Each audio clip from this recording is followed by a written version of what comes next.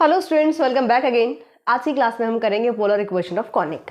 इसके कुछ important questions हम सॉल्व करेंगे, कुछ मैं आपको लास्ट में अनसॉल्व्ड क्वेश्चन बताऊंगी जिसको आपको ट्राई करना है। एग्जाम के पॉइंट ऑफ व्यू से ये मोस्ट इंपॉर्टेंट क्वेश्चन रहने वाले हैं। नैप के अकॉर्डिंग आप पहली बार एग्जाम दे रहे हैं, मतलब फोर्थ सेमेस्टर में आपका पहली बार ये जो बुक आई है।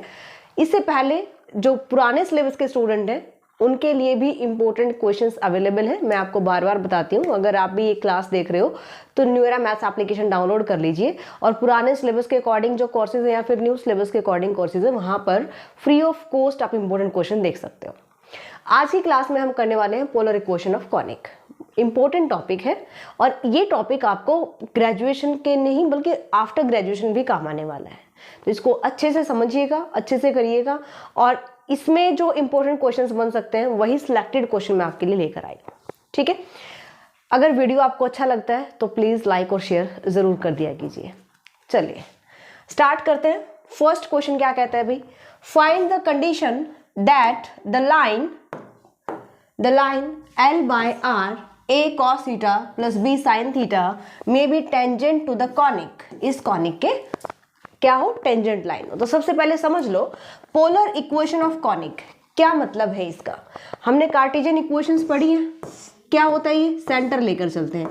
कोई भी पॉइंट मैंने लिया P of x y, है ना, हम ये किस में बात कर रहे हैं, Cartesian equation x x dash y y dash. आई बात समझ में। तो कार्टेशियन इक्वेशन में अगर P of x y अगर मैं पॉइंट लेती हूँ तो हम डिस्टेंस कैसे मेजर करते हैं, दिस वन। ये जो होता है हमारा एब्सिसा होता है और ये डिस्टेंस क्या होता है, ऑर्डिनेट होता है। ये x की वैल्यू होती है और ये अगर मैं ये a भी लेती हूँ ये हमारी y की वैल्यू होती है। तो जो P पॉइंट हमारा है वो हम कार्टेशियन कोऑर्डिनेट्स में हम इस टाइप से मेजर करते हैं। अगर मैं पोलर फॉर्म की बात करती हूँ, पोलर फॉर्म का मतलब क्या होता है, यहाँ पर जो हम O को ओरिजिन बोलते हैं, क्या होता है हमारा ये कार्टेशियन फॉर्म में ओरिजिन होता है ना। ओरिजिन को यहाँ लिख देते हैं, O इज ओरिजिन, जहां पे x y 0 होते हैं। यहां पर O ओरिजिन को हम बोलेंगे पोल। ओके, क्या बोलेंगे, पोल। ये जो x एक्सिस है ये हमारे पास होती है polar line, polar line, polar axis आप बोल सकते हो। ठीक है, क्या होती है पोलर एक्सिस। एक्सिस हम लिख देंगे कि ये मेरे पास क्या है, polar axis.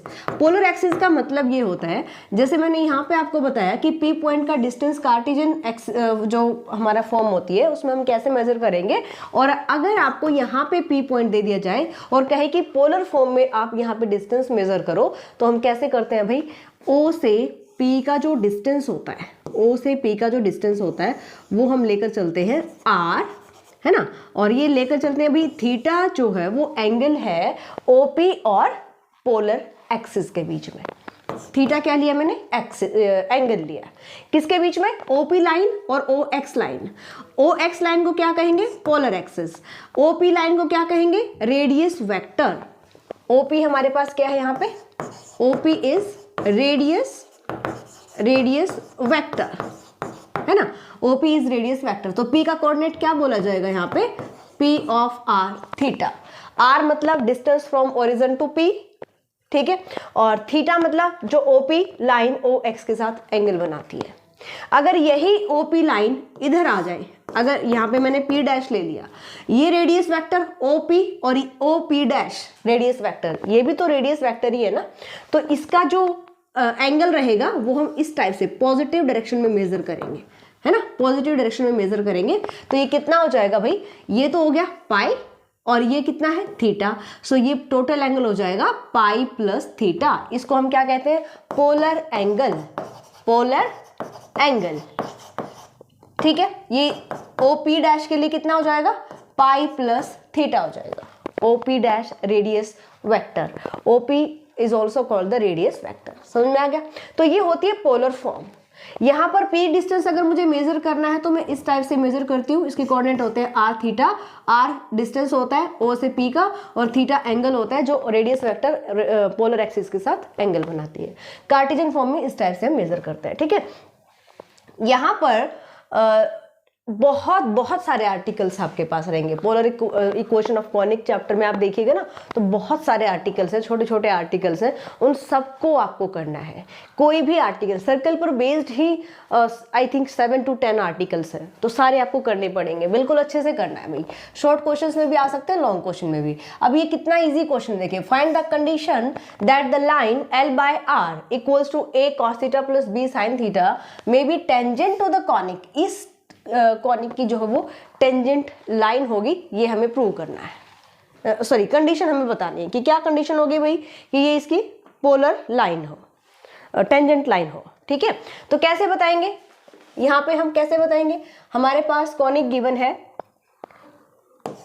Equation of tangent, equation of tangent, ये जो एंगल होता है ना, इसको वेक्टोरियल एंगल भी कहते हैं। क्या कहते हैं, वेक्टोरियल एंगल। ठीक है, सो यहां पर मैं लेकर चलती हूं, equation of tangent at a point was vectorial angle is alpha. अब ये वेक्टोरियल एंगल क्या होता है ये समझ लीजिए। आगे बताती हूँ थोड़ा सा। देखिए, अगर आपके पास कोई भी कॉनिक है या कोई भी कार हम यहाँ पे लेकर चलते हैं, ठीक है, कोई भी कार हमने लिया, P point where R is the radius vector, theta P of R theta इसके कोऑर्डिनेट रहेंगे। ठीक है, ये हमारे पास है polar axis, x axis. Okay, अब हमें क्या करना है, हमें P पॉइंट पर टेंजेंट ड्रॉ करना है। ठीक है, P पॉइंट पर टेंजेंट ड्रॉ किया और हम यहाँ से ओरिजिन से यानी पोल से, इन पोलर फॉर्म हम ओरिजिन को क्या कहेंगे, पोल कहेंगे। पोल से मैं परपेंडिकुलर ड्रॉ करती हूँ, किस पर, टेंजेंट पर। अब ये जो परपेंडिकुलर है इसका डिस्टेंस हम लेते हैं स्मॉल p। ठीक है, ये जो एंगल बनाएगा पोलर एक्सिस के साथ, इसको बोलते हैं vectorial angle. Clear this point. A to Z चीजें आपको जो बेसिक है, जो थ्योरम्स है, वो इसीलिए पढ़ने के लिए बोला जाता है कि आपको ये सारी चीजें क्लियर हो जाए कि ये चीज हमारी कहाँ से आई है। ओके, सो यहाँ पर हमने क्या कहा कि हम यहाँ पे इक्वेशन ऑफ टेंजेंट निकाल रहे हैं, किस कॉनिक पर, कॉनिक मेरे पास है L/R 1 plus E cos theta. ठीक है, जिसका वेक्टोरियल एंगल हमने लिया alpha. To given conic tangent of, हम यहाँ पे इक्वेशन ऑफ टेंजेंट बता रहे हैं। कॉनिक कौन सा है भाई, L/R 1 plus L/R equals to 1 plus E cos theta. इस कॉनिक पर आपको टेंजेंट ड्रॉ करना है जहां पे वेक्टोरियल एंगल मेरे पास अल्फा रहेगा। ठीक है, सो क्या लाइन होती है, टेंजेंट लाइन की इक्वेशन क्या रहेगी, L/R cos of theta minus alpha plus E cos theta. इसका डेरिवेशन भी आपको आना चाहिए। ठीक है, इसको याद भी रख सकते हो आप कि टेंजेंट लाइन अगर मैं निकालती हूँ पर्टिकुलर दिस कॉनिक, ठीक है, इस कॉनिक पर टेंजेंट लाइन की इक्वेशन बताएंगे तो वो ये आएगी।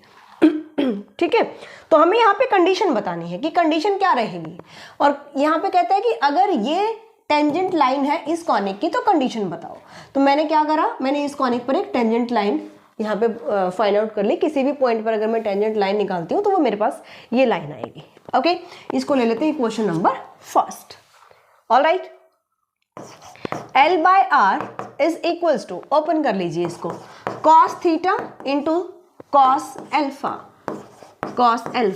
प्लस आइडेंटिटी ओपन कर लेते हैं, sin theta into sin alpha plus E cos theta. Right, then यहाँ से मैं cos थीटा कॉमन ले सकती हूँ, यहाँ से मेरे पास रहेगा cos alpha plus E into cos theta plus sin alpha into sin theta, equation number second.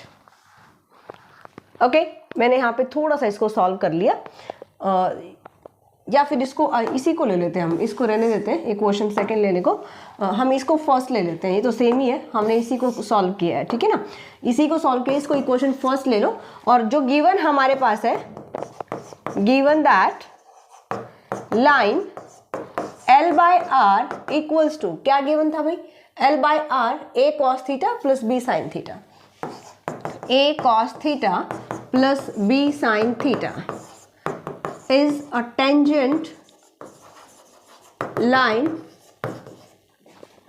To the given curve, to the given curve. Given curve पर ये भी आपको टेंजेंट लाइन दी गई है, इक्वेशन नंबर सेकेंड। इसका मतलब ये हुआ कि जो फर्स्ट मेरे पास इक्वेशन है, जो लाइन मैंने फाइंड आउट की है टेंजेंट लाइन, और ये भी टेंजेंट लाइन है, दोनों सेम होंगे, है ना। तो यहां से हम बता सकते हैं देन अगर ये भी टेंजेंट लाइन है, ये भी मैंने टेंजेंट लाइन फाइंड आउट की है, then first and second are same. अगर सेम है तो यहां से कंपेयर कर लीजिए आप, ठीक है। कंपेयरिंग द कोफिशिएंट, यहां से कोफिशिएंट हम कंपेयर करते हैं लाइक टर्म्स के, same. Now comparing coefficient of same terms on both side, चलिए कोफिशिएंट कंपेयर करो जरा। लेफ्ट हैंड साइड सेम है, यहां कंपेयर करते हैं। कॉस थीटा का मल्टीपल इधर कितना है भाई, ए, किसके इक्वल हो जाएगा, इधर कॉस थीटा का मल्टीपल कितना है, कॉस अल्फा प्लस ई, है ना। और यहां पर देखते हैं साइन थीटा का मल्टीपल यहाँ पे B equals to sine theta का मल्टीपल यहाँ पे कितना है, साइन अल्फा, ठीक है।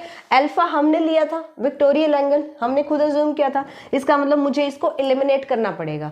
जो भी टर्म या कंडीशन हम लेकर चलते हैं, खुद लेकर जो चलेंगे टर्म, उसको हमें एलिमिनेट करना होता है अगर मुझे कंडीशन फाइंड आउट करनी है ना। So equation number third and fourth, इसको एलिमिनेट करने के लिए क्या करेंगे, squaring and adding, squaring and adding equation third and fourth.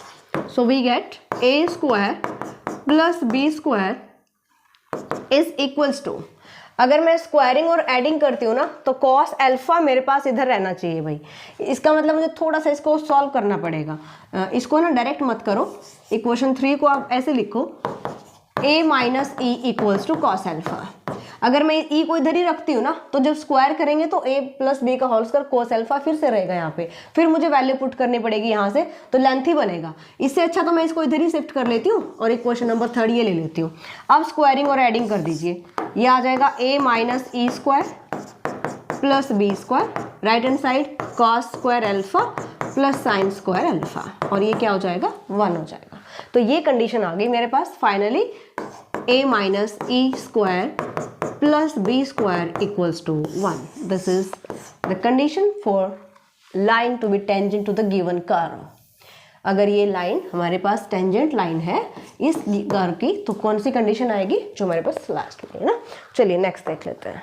Next question क्या कहता है, find the polar equation of a circle whose centre is r1 theta 1 and radius is a। Solution कैसे करेंगे, देखिए हमारे पास क्या गिवन है, polar equation of a circle, centre given है, रेडियस गिवन है, ठीक है।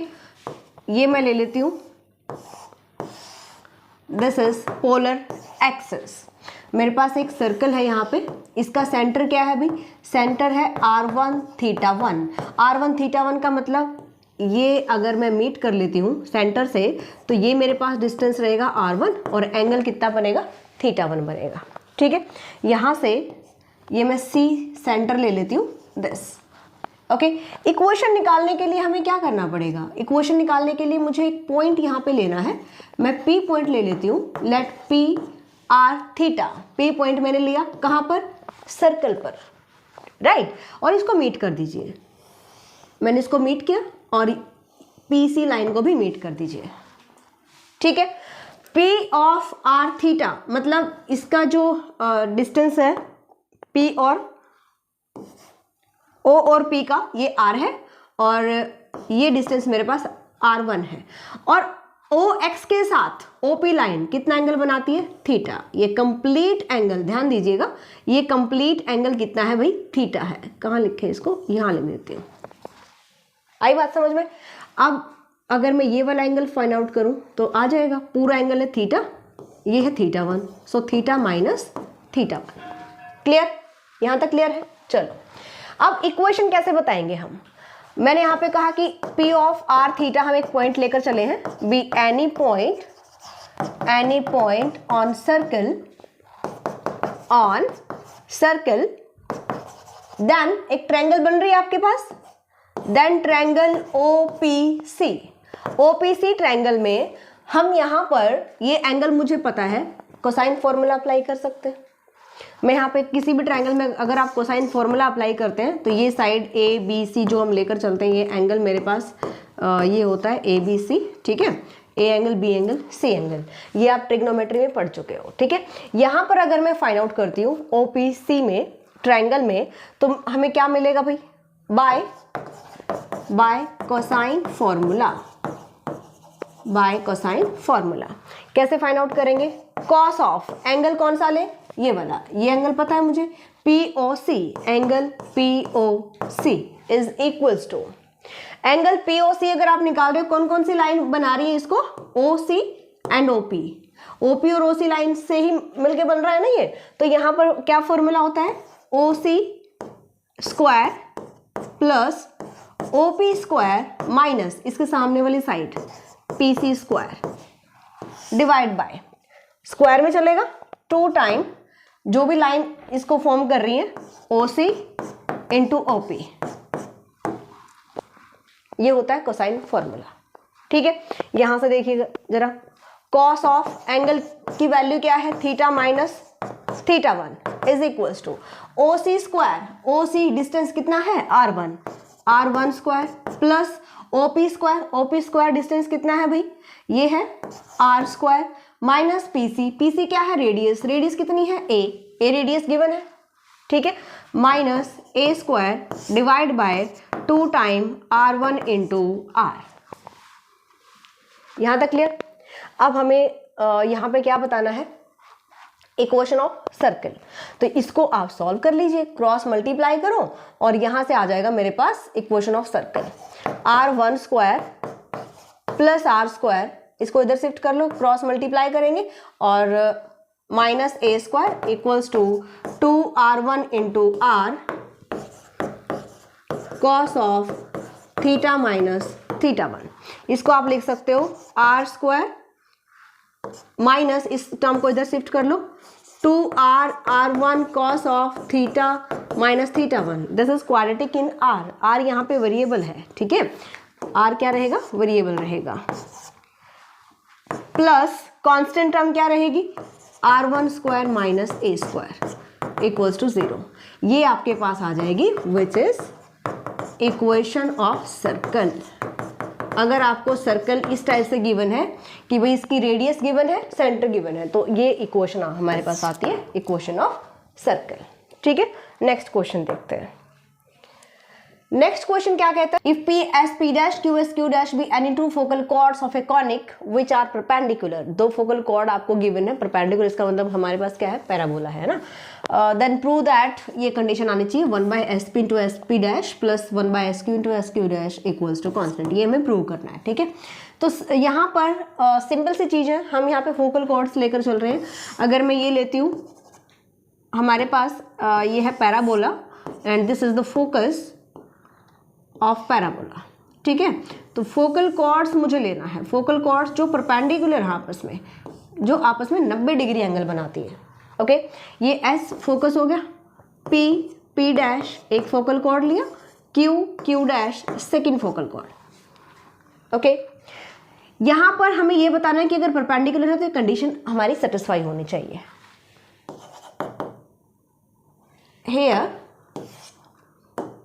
here equation of conic is, कौन सा कॉनिक बन रहा है, parabola, L/R 1 plus E cos theta, equation number first ले लेते हैं ना, इक्वेशन ऑफ, यानी कॉनिक कौन सा बनेगा, ये वाला कॉनिक बनेगा, पैराबोला।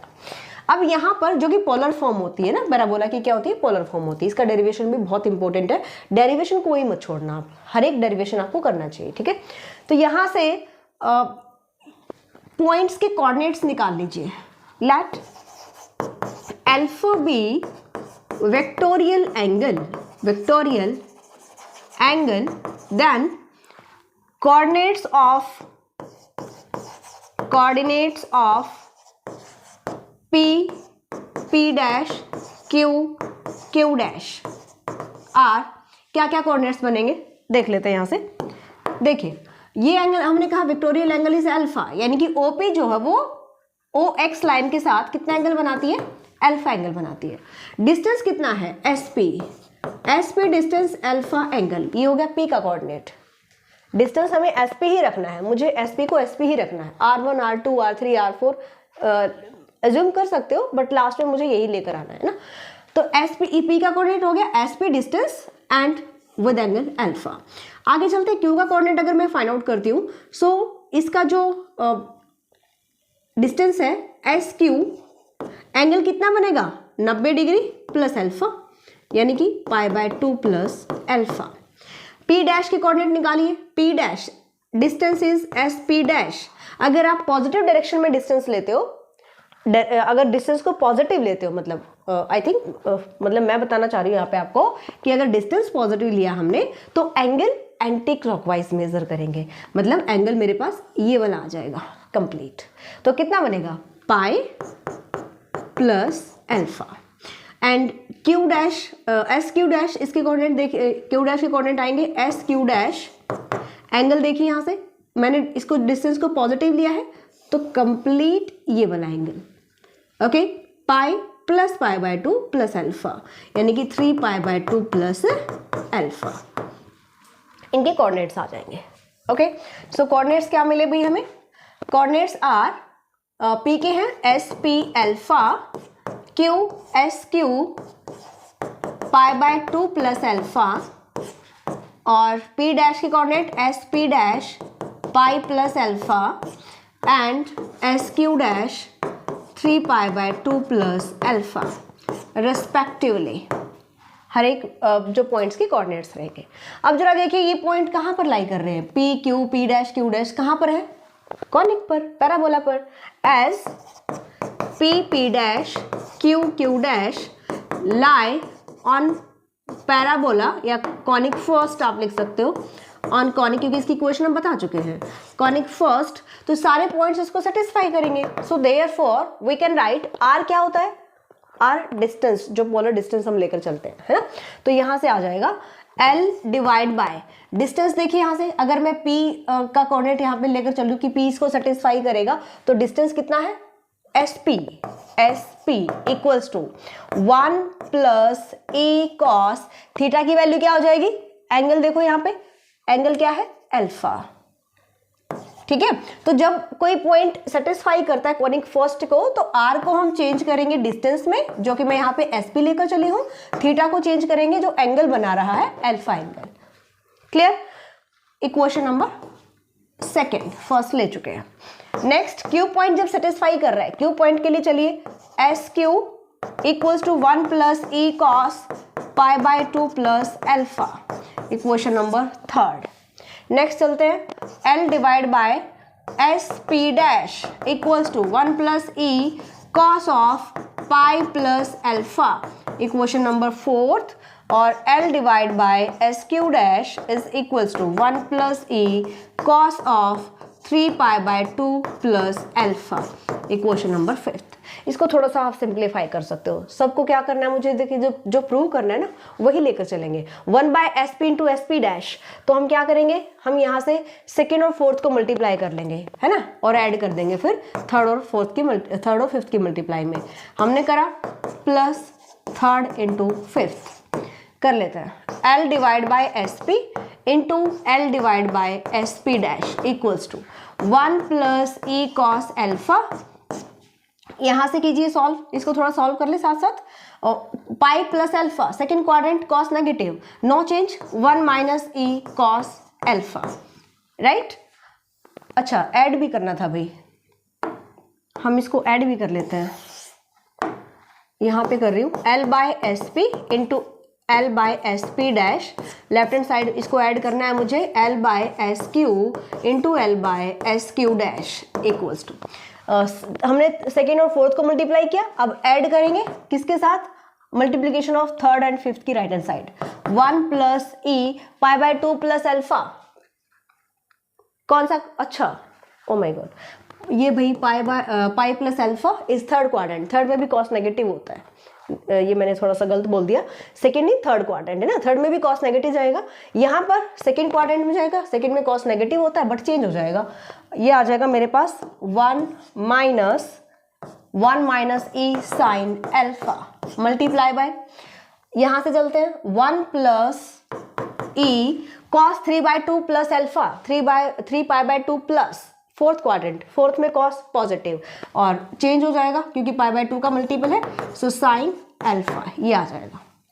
ठीक है जी, यहाँ से L square divide by S P into S P dash plus L square divide by S Q into S Q dash is equals to 1 minus A square minus B square का formula apply कर दो, cos square alpha A square minus B square plus यहाँ से 1 square 1 minus E square sine square alpha, ये side solve कर दीजिए। मुझे यहाँ पे 1 चाहिए तो एल स्क्वायर कॉमन लो, उधर ले जाओ, 1 by S P into S P dash plus 1 by S Q into S Q dash is equals to 1 plus 1 is 2, यहाँ से मैंने E square minus E square common लिया और cos square plus sine square क्या रहेगा 1 divide by ये जो L square मैंने कॉमन लिया था इसको इधर ले आओ this, and this is a constant value. क्या है? कांस्टेंट वैल्यू, एल भी कांस्टेंट है, ए भी कांस्टेंट है, 2 भी कांस्टेंट है, तो ये मेरे पास आ गई कांस्टेंट वैल्यू, ये मैं प्रूव करूँ। ठीक है, तो ये क्वेश्चन मोस्ट इंपॉर्टेंट है। पहले भी जो हमारा पुराना सिलेबस के अकॉर्डिंग ये जब ये चैप्टर अप्लाई होता था सॉलिड ज्योमेट्री में तब भी बहुत बार पूछा गया था, तो इसको बहुत अच्छे से करना है। ठीक है, अब आगे चलते हैं कुछ और इंपॉर्टेंट क्वेश्चंस के पास। देखिए कुछ इंपॉर्टेंट क्वेश्चंस मैंने यहाँ पे नोट किए हैं, इनको आप बिल्कुल ट्राई करेंगे, आपके इसी चैप्टर के क्वेश्चंस रहने वाले हैं। ठीक है, फोर्थ क्वेश्चन कहता है अ circle passing through the focus of a conic whose latest rectum is 2L। Latus rectum जो कि जैसे मैं पैराबोला की बात करती हूँ तो लेटेस्ट रेक्टम क्या होती है, जो फोकस से पास करती है बट एक्स एक्सिस के परपेंडिकुलर होती है, ये होती है लेटेस्ट रेक्टम, है ना। Meets the conic in the 4 points whose distances from focus are this। Prove that, ये कंडीशन आपको प्रूव करनी, ये भी इंपॉर्टेंट क्वेश्चन है भाई, बहुत इंपॉर्टेंट क्वेश्चन है। ठीक है, तो इसको अच्छे से करना है आपको। Question number 5, prove that 2 points on the conic L by R equals to 1 plus E cos theta whose vectorial angle are alpha beta will be the extremities of a diameter if। अगर ये condition आपके पास satisfy हो तो मैं ये prove करना है कि अगर 2 पॉइंट आपके पास है इस कॉनिक पर जिनका वेक्टोरियल एंगल गिवन है, एक का अल्फा और एक का बीटा, राइट, और ये जो कोऑर्डिनेट होंगे यानी एक्सट्रीमिटीज किसके होंगे, डायमीटर के, अगर ये कंडीशन सेटिस्फाई होती है तो। इंपॉर्टेंट क्वेश्चन है ये भी। Prove that the tangents at the extremities of any focal chord of a conic intersect on the corresponding directrix।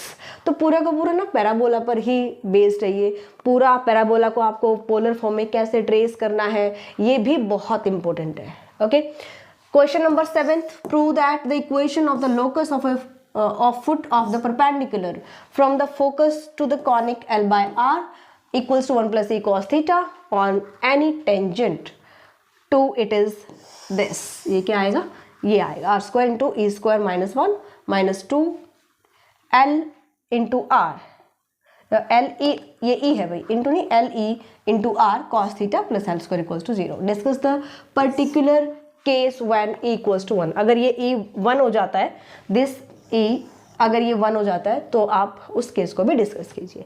तो सारे के सारे 7 क्वेश्चन बहुत इंपॉर्टेंट है, इनको बहुत अच्छे से ट्राई करोगे।